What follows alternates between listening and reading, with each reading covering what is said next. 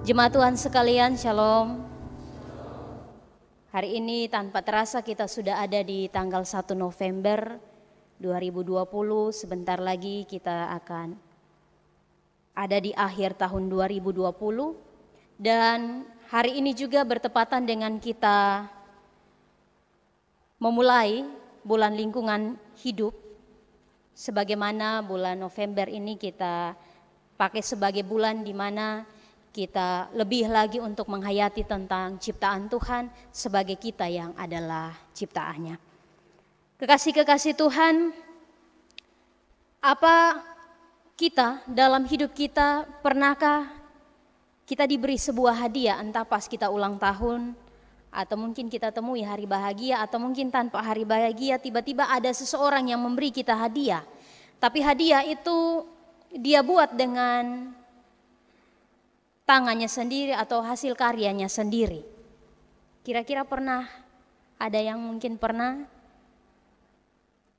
Ya, kalau misalnya hadiah yang kita dapat tidak saja dari hasil karya tangan sendiri, tapi mungkin kita pernah terima hadiah dari orang. Dan akan lebih indah, akan lebih berkesan sekali bagi hidup kita kalau misalnya hadiah yang kita terima itu merupakan sebuah pemberian hasil karya sendiri dari orang yang memberi hadiah tersebut kepada kita. Sebuah hadiah yang paling besar yang seringkali tidak disadari oleh manusia sebagai ciptaan yang sebenarnya Tuhan beri kepada dia sebagai sebuah hadiah. Kita ingat kisah Adam dan Hawa, kisah penciptaan. Ketika awal manusia diciptakan, dia ada ketika segala sesuatu sudah dibuat. Kalau kita buka pada Kejadian, pada penciptaan, kisah penciptaan itu. Tuhan sudah buat segala sesuatu dengan tangannya, dengan mulutnya ia berfirman dan ia menyediakan segala sesuatu. Lalu dia hadirkan manusia. Dia hadirkan manusia dengan segala sesuatu. Kalau kita mau bilang ini sebenarnya surprise untuk manusia. Pemberian Tuhan bagi manusia. Tuhan letakkan dia pada sebuah tempat di mana karya Tuhan itu sudah luar biasa hebat ada di situ. Dan manusia tinggal menikmatinya. Sampai dengan hari ini saat kita lahir, kita akan melihat bahwa segala sesuatu di dunia ini terlihat begitu baik bagi kita. Dan sebenarnya ciptaan Tuhan itulah pemberian terbaik bagi kita. Dan satu hal yang paling menakjubkan, kalau kita baca bagian Mazmur pasal 104, tadi kita hanya baca dari ayatnya yang ke-24 sampai ayatnya yang ke-35. Tapi pujian Mazmur tadi kita bacakan dari ayatnya yang pertama. Kalau kita lihat dari ayat 1 sampai ayatnya yang ke-35, seluruh pasal 104 ini kitab Mazmur ini, kita akan melihat, kita akan menemukan bahwa sungguh keajaiban dan juga sesuatu yang paling menakjubkan dalam hidup manusia sebenarnya adalah ciptaan Tuhan. Manusia bisa buat segala sesuatu, dia bisa buat pesawat supaya kemudian orang temukan, dia bisa buat bendungan supaya menampung air dalam jumlah besar. Tapi manusia tidak bisa buat laut. Artinya bahwa yang paling menakjubkan itu sesuatu yang dibuat oleh Tuhan tanpa dibuat oleh manusia. Karena semua yang manusia buat itu terbatas adanya. Kekasih-kekasih Tuhan, yang menakjubkan adalah apa yang telah ada tanpa campur tangan manusia dan kita melihat dengan mata kita bahwa sungguh indah dan luar biasa. Pernahkah kita duduk di tepi pantai mungkin? Atau mungkin kita duduk di malam hari lalu kita perhatikan bulan, atau siang hari, pagi hari, atau mungkin senja kita lihat matahari. Dia terbit pada waktunya dan juga terbenam dengan begitu teduh pada waktunya. Segala sesuatu dibuat dengan luar biasa. Dan sebenarnya itu terbuat tanpa campur tangan manusia, dia ada. Artinya bahwa segala sesuatu yang dibuat oleh Tuhan adalah sesuatu yang membuat kita takjub. Tanpa campur tangan dari manusia, segala sesuatu ada. Kebesaran Tuhan dalam segala ciptaan. Bagian Mazmur 104 ini, kekasih Tuhan, sebenarnya ini merupakan sebuah mazmur pujian, nyanyian mengenai Allah yang menciptakan segala sesuatu dengan begitu luar biasa, dan juga Allah sendiri yang memelihara apa yang Dia ciptakan. Pada bagian Mazmur ini kita perhatikan, pemazmur menguraikan bagaimana Allah campur tangan. Ketika Dia menciptakan langit dan bumi beserta isinya, Dia tidak membiarkannya begitu saja, tapi hari demi hari Dia merawat. Ketika manusia tidak mampu untuk merawat alam, Allah sendiri dengan tangannya merawat alam yang Ia ciptakan. Mazmur ini menekankan Allah terlibat dalam setiap kehidupan bumi dan segala isinya. Apa yang diciptakan di dalam alam semesta, kekasih Tuhan, sebenarnya Dia mencerminkan Allah itu sendiri.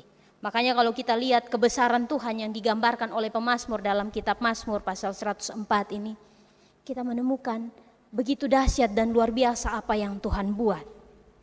Begitu indah yang dikerjakan oleh Tuhan dan kemudian kita sebagai manusia menikmatinya. Pemazmur pada pasal ini, dia mengungkapkan rasa kagumnya yang luar biasa terhadap bumi ciptaan Tuhan, yang sungguh menakjubkan untuk dia dalam pandangan matanya. Laut yang besar, tadi kita baca, besar dan luas.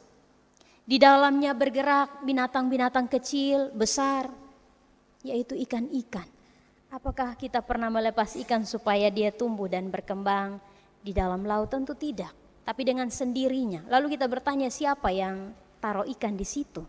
Kita cukup taruh ikan di akuarium atau mungkin di kolam kecil. Tapi laut, Allah menghiasinya dengan berbagai tumbuh-tumbuhan dan hewan, yang kecil maupun yang besar. Allah hadir di dalam segenap ciptaannya.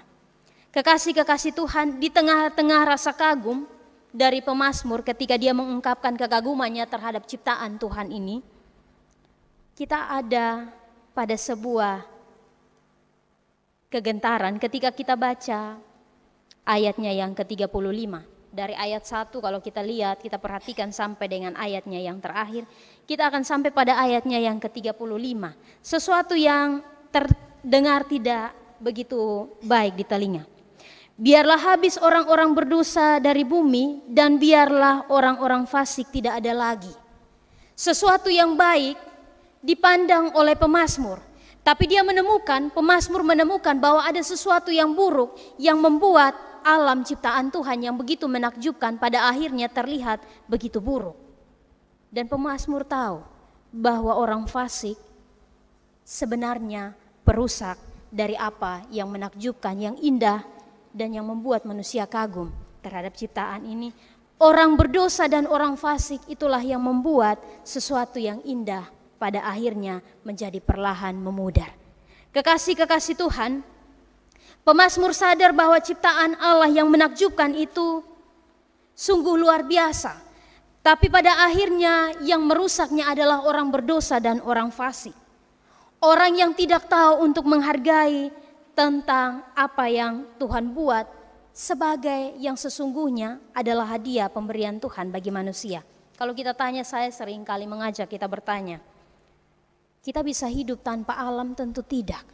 Tapi alam tanpa manusia, alam tetap baik-baik saja. Justru alam jauh lebih baik. Sesuatu yang Tuhan beri sebagai hadiah bagi manusia. Sesuatu yang indah pada akhirnya rusak hanya karena ulah manusia. Tadi pada pengakuan dosa kita diajak, kita dihantar untuk merenungkan bahwa sebenarnya yang indah, yang adalah pemberian Tuhan, rusak oleh karena ulah manusia, karena keinginan manusia yang untuk memuaskan apa yang adalah keinginan manusia sendiri, dia merusak alam. Tentu kita mengakui bersama bahwa kita suka sesuatu yang indah, kita suka sesuatu yang baik. Kalau kita tanya siapa tidak suka yang indah, kita tidak akan pernah menemukan pada hari libur orang akan bersusah payah, kira-kira kita cari alam yang mana yang belum kita lihat supaya kita bisa pergi. Orang akan curi waktu untuk kalau bisa dia memanjakan matanya dengan melihat alam yang indah pada tempat-tempat wisata alam tertentu. Kekasih-kekasih Tuhan, kita tahu bahwa kita butuh sesuatu yang indah. Itulah sebabnya kita berusaha untuk kalau dapat mata kita mampu untuk melihat sesuatu yang indah. Sayangnya bahwa sesuatu yang indah seringkali dirusak dan disia-siakan. Sederhananya begini kekasih Tuhan, kalau tadi saya mengajak kita untuk merenungkannya, bahwa kalau seseorang memberi kita sebuah hadiah, orang itu dia berusaha untuk buat itu dengan karya tangannya sendiri. Apa yang bisa dia buat dengan tangannya dia usaha. Saya kasih ini supaya kemudian dia bisa gunakan hadiah ini dengan baik. Saya kasih ini supaya kemudian dia lihat bahwa saya punya karya tangan yang baik dan dia mengenang itu, dia manfaatkan dengan sebaik mungkin. Atau mungkin seseorang memberi kita hadiah, dia bilang saya kasih ini semoga dia gunakan dengan baik. Tapi pada kenyataannya orang yang memberi kita hadiah dengan susah payah dia usaha untuk dia kasih yang terbaik, pada akhirnya dia menemukan bahwa kita merusak apa yang dia beri. Tentu perasaan kita akan sakit sebagai orang yang memberi. Kita tidak akan terima kalau misalnya kita sudah beri sesuatu yang terbaik tapi akhirnya disia-siakan, dirusak, atau mungkin dibuang begitu saja, tidak digunakan dengan baik. Mungkin saja kita akan menemukan orang yang memberi hadiah tersebut pada kita, dia bilang ini terakhir kali, sudah beta son akan kasih. Apalagi beta usaha begitu baik, begitu rupa, siang malam tidak tidur hanya untuk membuat karya ini supaya kemudian menjadi pemberian yang terbaik. Kita pasti akan merasa kecewa. Kalau kita menyadari bahwa alam ini adalah hadiah Tuhan bagi kita dengan segala isinya yang baik supaya kemudian kita hidup di dalamnya dan kita hidup darinya. Allah mau supaya kita melihat alam ini sebagai pemberian Tuhan yang harusnya kita jaga. Beberapa hari terakhir kita sudah mulai melihat banyak pengeluhan ketika hujan mulai turun. Kita ada di jalan bagian depan, kita sudah mulai lihat sampah ada di mana-mana. Itu karena kita tidak mampu untuk melihat bahwa alam adalah pemberian Tuhan yang harus kita jaga dengan tidak membuang sampah sembarang. Kita harus menyadari bahwa sebenarnya alam yang Tuhan beri adalah pemberian untuk kita nikmati, supaya darinya kita menemukan kehidupan kita yang lebih baik. Kita bisa bertahan hidup, kita bisa membangun relasi yang baik dengan sesama ciptaan. Kita mungkin sering kali lihat video-video yang dibagikan kepada kita, hewan-hewan di laut. Ketika lampion kita lepas, terlihat begitu indah, tapi kita tidak menyadari bahwa itu akan ke laut dan merusak tanaman-tanaman di laut. Kadang-kadang kita suka pergi di laut, sesuatu yang sebenarnya harusnya kita jaga dan kita pelihara, justru laut menjadi tempat kita buang sampah dan seterusnya. Kekasih-kekasih Tuhan, tema kita pada awal bulan lingkungan hidup ini, Roh Kudus menjadikan dan memperbaharui segenap ciptaan. Pada akhirnya jika manusia tidak bisa merawat ciptaan, maka Roh Kudus sendiri yang akan merawat dan memperbaiki ciptaannya. Hati-hati kalau misalnya Roh Kudus yang rawat ciptaan. Sesuatu yang tidak baik mungkin saja akan dia ambil. Roh Kudus yang akan merawat dan juga memperbaharui segala sesuatu yang rusak. Manusia seringkali lalai karena tidak sadar bahwa ia hanya ciptaan. Kita seringkali tidak sadar. Kita justru berlaku seperti kita seorang pencipta. Padahal kita hanya ciptaan. Makanya seringkali kita buat segala sesuatu pada alam ini sesuka hati, tanpa kita sadari bahwa kita juga adalah ciptaan. Bayangkan kalau kita adalah ciptaan, Sang Pencipta bisa buat apa saja untuk kita. Bahkan untuk sesuatu yang jahat sekalipun, ketika melihat kita tidak mampu berlaku sebagai ciptaan yang mau bersahabat dengan sesama ciptaan yang lain. Semoga Roh Kudus mendapatkan ruang di dalam hati kita, di dalam hidup kita, sehingga kita terdorong untuk turut serta menjaga ciptaan Tuhan sebagai yang diciptakan oleh Tuhan. Semoga Roh Kudus memberi kesadaran kepada kita, karena kita mau untuk memberi diri kita dipimpin oleh Roh Kudus, supaya kita turut menjadi orang-orang yang mau hidup memelihara alam ciptaan Tuhan. Kekasih-kekasih Tuhan, alam menunggu setiap tangan yang penuh cinta untuk merawat dan memelihara. Alam yang sedang rusak menanti setiap hati yang dipenuhi Roh Kudus untuk memperbaharui menjadi alam yang indah bagi manusia.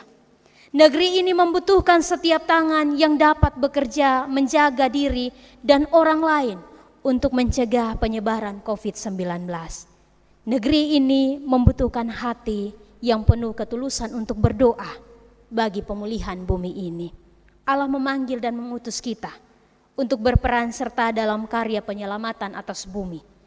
Berikanlah tangan dan hati kita untuk menjadi orang yang mau memelihara dan juga merawat alam sebagai hadiah Tuhan bagi kita. Tuhan menolong dan memberkati kita dengan kebenaran firman-Nya. Amin.